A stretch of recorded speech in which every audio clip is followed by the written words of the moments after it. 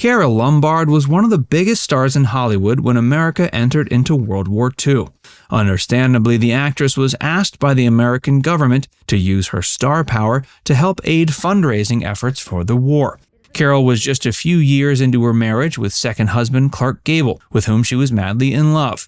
Carole agreed to go on a war bond tour to help raise money for the war, despite the fact she wanted to stay home with Clark. Sadly, this tour ended in tragedy, and Carole never saw her husband again. Join Facts First as we explore how Carole Lombard demanded that she board the plane, and this was her last mistake. Carole Lombard and Clark Gable's first meeting. Some might think that Carole Lombard and Clark Gable met on the set of 1932's No Man of Her Own, but this isn't the case. The two had met many years previous, while neither had the star power they would later have. Carole and Clark's first meeting occurred when they were working as extras on the set of 1925's Ben-Hur: A Tale of the Christ. By the end of the 1930s, the pair would be two of the biggest stars in Hollywood. They didn't end up tying the knot until 1939. During the production of No Man of Her Own, both stars were married to other people. It wasn't until several years after filming that the two were finally able to spark up a romance. Clark had been married twice previously, and both of the marriages were loveless shams that the star maintained with older women in an effort to help his career. After suffering through two loveless marriages, Clark found himself head over heels in love with the younger Carole Lombard. The two tied the knot while Clark was on break from filming Gone with the Wind. They got married in Arizona and honeymooned at Clark's ranch in Encino, California. The two lived there for the next several years before being torn apart by tragedy. Carole and Clark were a Hollywood power couple. Not long into their marriage, Carole and Clark made a memorable public appearance at the premiere of Gone with the Wind in Atlanta.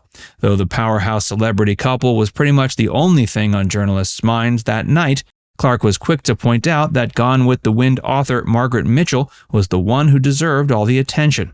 Towards the end of 1941, a little over 2 years into their marriage, America entered into World War II.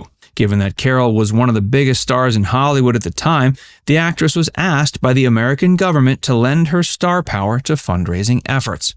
In January of 1942, Carole began a small war bond tour at the behest of the government. The tour took place mostly around the actress's home state of Indiana and was incredibly successful in its fundraising efforts. She was able to raise $2 million, which would be over $30 million today when adjusted for inflation. Sadly, despite the success of the tour, tragedy struck at its end. Carole Lombard's tragic war bond tour. Clark Gable couldn't accompany Carole on her war bond tour, as he was busy filming a picture with Lana Turner. Instead, the star asked his close friend and publicist, Otto Winkler, to accompany his wife on the journey.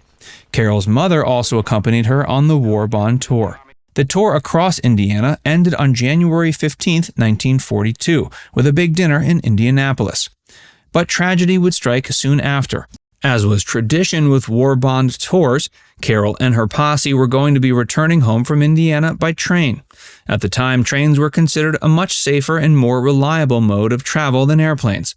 Back in those days, planes were far less predictable and had to make frequent stops for fuel. If Carole had gone along with the plan to return to Clark Gable by train, the pair's marriage may have been allowed to continue. But as a result of Carole's insistence that she and her accompanying party return to California by plane, Carole never ended up seeing her husband again. Before we tell you more about this accident, be sure to give this video a like and subscribe to Facts First if you haven't already.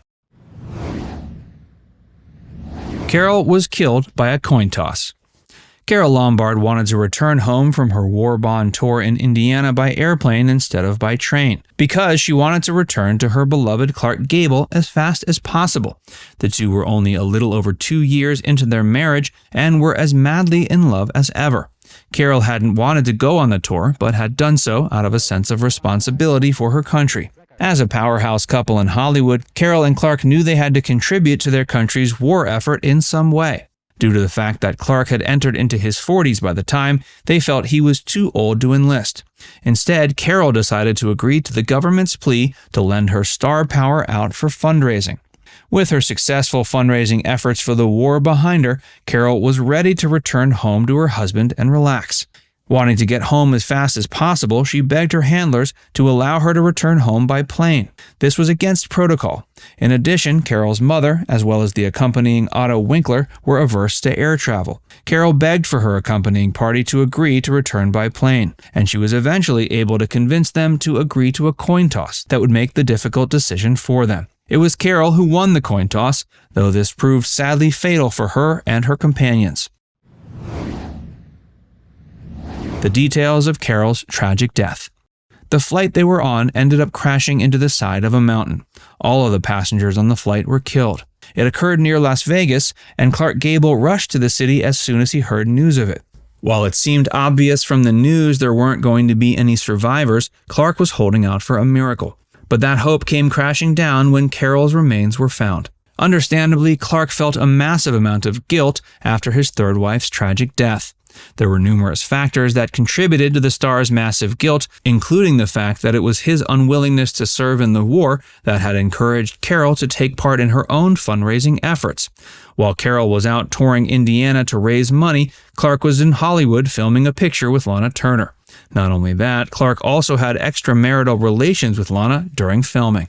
There was also the fact that Carole had been the actor's prize after suffering through his 2 previous marriages. Clark went to his deathbed claiming Carole was the true love of his life, despite the fact he was married twice previously and twice afterwards. Gable was married at the time of his death in 1960, and his 5th and final wife had recently birthed the actor a son. Instead of choosing to be buried with his wife, the actor chose to be buried with third wife Carole Lombard. Clark becomes a hero to assuage his guilt.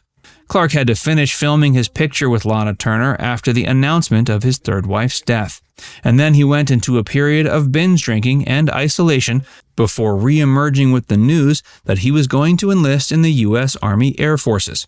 The actor likely saw this act as a way to come to terms with the guilt he felt after Carole's death. Unlike many stars who entered into the war effort around that time, Clark actually saw some combat as a fighter pilot.